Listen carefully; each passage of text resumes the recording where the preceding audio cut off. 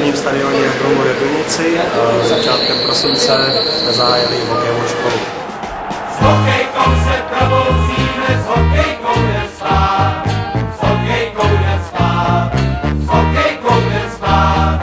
Dělá to tak s námi každý, kdo má hokej rád, kdo má hokej rád, hokej rád.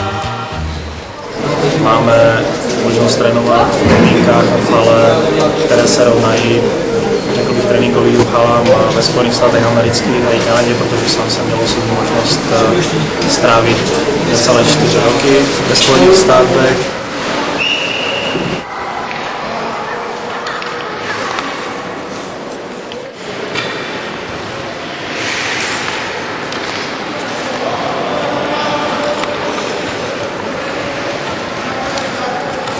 Se odrážet do té jedné nohy.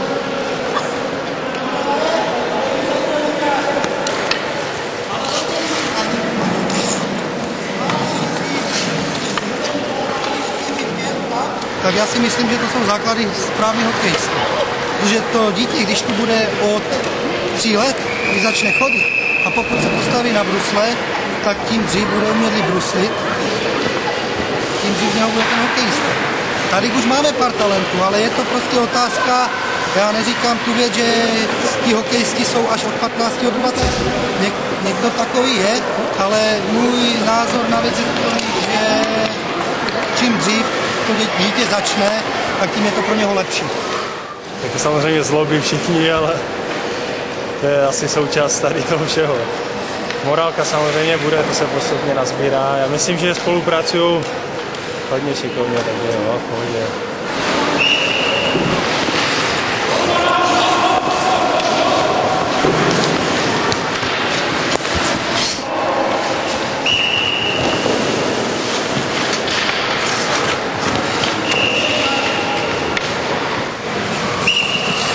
A kdy jsi dozvěděl o hokejové škole? Ve škole paní učitelka měla o tom papírky. Mamka mě tady přihlásila. A to ve škole to byste nezdávali. Od taťky, že on tady chodí hrávat, tak říká, že tady je škola. A odkud jsi? Od Štěpána. Bouslavec. No, a jak se jmenuješ? Ladik. Ladik? Chceš být hokejista? Jo.